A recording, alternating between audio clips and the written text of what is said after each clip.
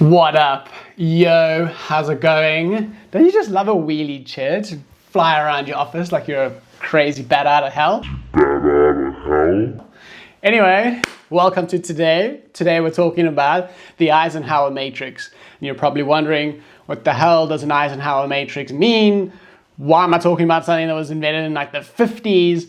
But it's such a simple, easy to use tool that I help get my creators unstuck all the time. So a quick beat about me. I'm Jared, a creator consultant helping people remove blockers so they can elevate their human connection within their offers. So today, Eisenhower Matrix, and if you've been watching any of my videos, you've probably seen something different. And yes, we've got a whiteboard.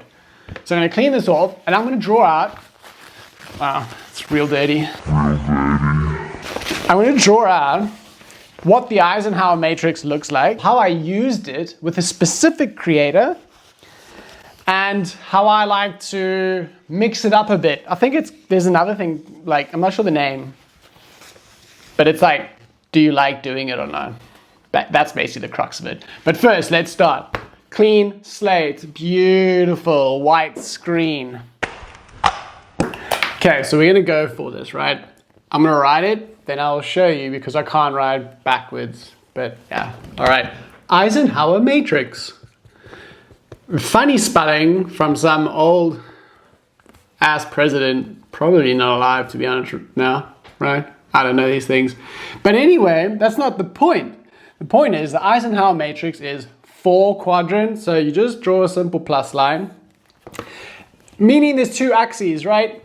The middle one is the importance, so the higher it is, when you plot out your day-to-day tasks, processes, systems, all the shit that you're getting to get done during your day, important at the top, and then I'm just gonna say not at the bottom.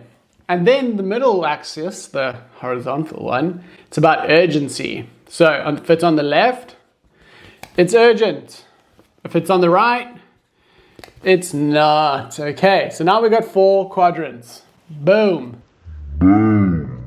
What your brain tells you, it's important, it's urgent, you need to do it, you need to get that shit done. Then it's urgent, but it's not important. You should probably delegate that shit. Why are you doing it? Why? Just ask yourself, why am I doing that? It's not important. Delegate that, okay? It's urgent, so delegate it or automate it, whatever. If it's important, but it's not urgent, you need to schedule it, okay? So you need to decide when you're getting that done. And if it's not important and it's not urgent, it should not even be here. Another good one, delete. Can you see that? Yeah, you can. All right, so if it falls into this column, delete it. What happens most of the time is when you're looking at your day-to-day operations and your systems and things, everything falls into the do column. And you're like, holy shit, I'm busy. But busy isn't good. Busy means you're just busy. It doesn't mean you're moving the needle. It doesn't mean you're moving towards momentum and success. So I sat down with one of my creators who has a successful coaching business. They have a really good audience, a good clientele, like everything is great. But this guy is burnt out to the crisp. And I asked him, why, dude? Like, everything should be working pretty smoothly. Like, where are you spending your time? And he had to go back and really think about where he spends his time because he didn't know. That's how busy he was. We all know that feeling. You're busy, so you can't even see straight, right? That old saying, you can't see the forest because of the trees. So what came back with 3 different things from this guy? He realized he was spending hours helping his users, his customers reschedule or cancel calls. Okay, that's the first thing. The second thing that he said he spends his time on was every time he had a new purchase, a new customer coming in, answering their questions, right? Onboarding questions.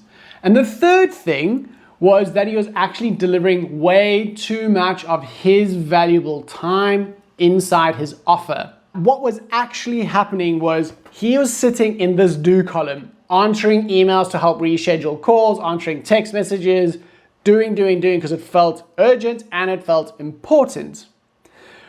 All we needed to do to resolve that was input a real policy. Now, when people book calls with him, They know the cancellation policy, how long before they can cancel, and also how they can reschedule. That now has already relieved a bunch of his time. The second thing, onboarding. Now this is super urgent and important, right? Because he needs to like make sure that his customers are feeling good, reduce that buyer's remorse as quick as possible. So he was constantly answering all these questions over and over again. So I went, all right, let's see what questions are coming all the time. Why don't your users know this before they need to ask you?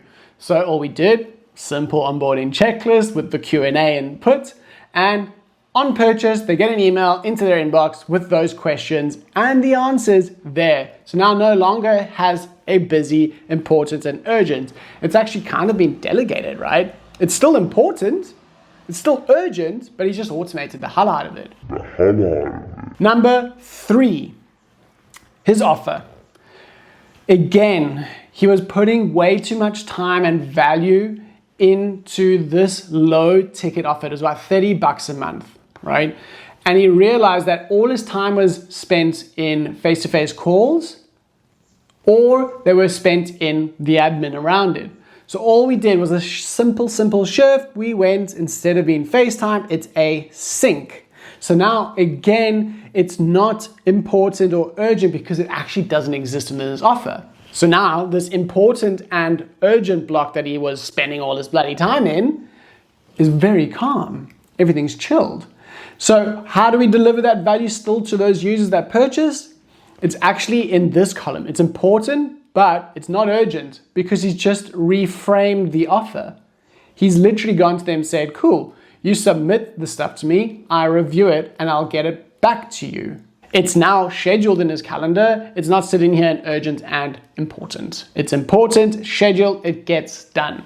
So let's have a quick look at the other columns, right? We got the 4, we've tackled do, and we've tackled decide. If it's urgent, but it's not important, that shit should be delegated, right? There's many ways to do that. You can hire someone, but we're in the age of AI. Probably a pretty good time to look at your automations and your AI systems. I'm not a fan of replacing people at all. So automate, use a little AI, but if it's for a human to do normally, I would suggest keeping that. Last column, I think we mentioned it already. Not urgent, not important. Fucking delete it, man. You don't need to be doing it then, all right? I want to tell you one more thing, which I mentioned in the beginning, and it's not the Eisenhower Matrix. And where's this tissue of mine? I don't really know what it's called, but I'm going to take this shit off again. It still has 4 quadrants, or it can just be a graph. I don't know. Doesn't really matter. You'll get the premise. Premise? I don't know. 4 quadrants. Okay.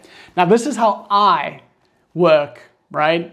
Because I like to think of things in a joyful, a really fun, like what feels good kind of way. So this is the enjoyment column. So if it's at the top, you enjoy it. Means you enjoy doing that task, right? Terrible handwriting. And if it's at the bottom, you don't enjoy it. You hate it, man. Hate. Big word, but you hate it. Then this middle column is a really important one. This is basically your skill set. So if you, on this column here, it's good on the left, and on the right, you suck at it, right? So you suck. Boom. So basically, we already can see we don't want to suck and hate at something, okay?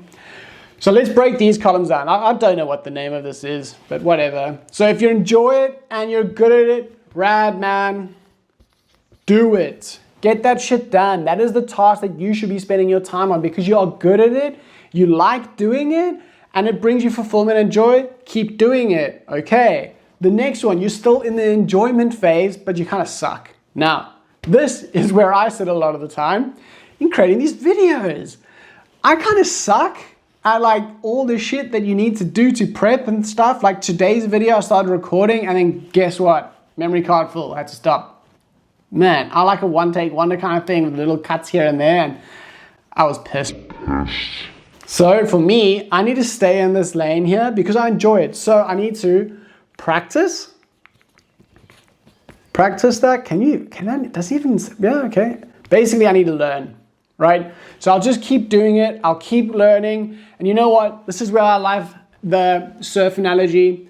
Every time I'm out in the water, I see people trying to surf, right? They're beginners, they're standing up, they're falling down, they're standing up, they're falling down. And you know what? Perseverance pays off. They're having a fucking good time doing it, so they're enjoying it. They're going to keep practicing.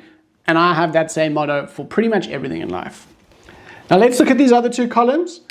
Good, but you hate it. Man, that is taxation station. That is going to drain you and tax and zap all the energy out of you. Again, this stuff, you should probably look at your systems and try get automations in here. Like, this is super important. Like you need to, actually what you need to do here, I love this word. You need to pivot, man. Shout out to, Russ Geller and friends. Pivot! All right, let's move on to the last and final one. If you suck and you hated it, what do you reckon needs to be done there? Don't do it. It's a big no. No. You can delegate that shit, man. If you suck at it, you hate it, delegate it.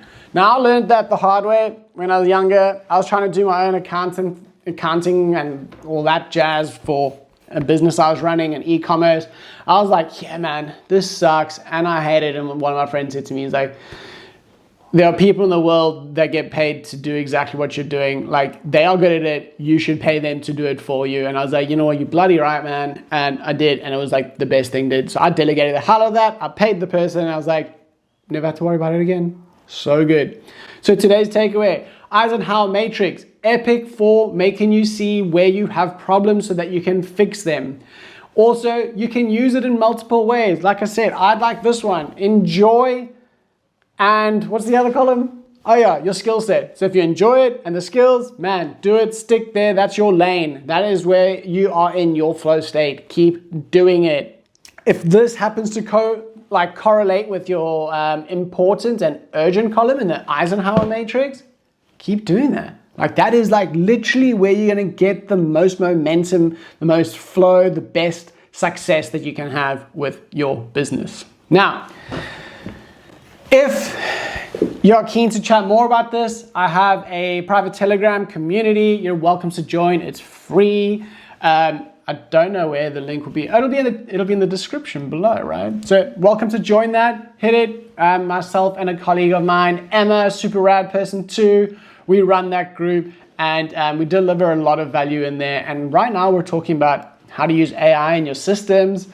Previously, we've been speaking a little bit about like oxytocin and how that can really help your customer journey. So yeah, pull in, hang out, come talk a bit of story with us, and most importantly, stay rad, people.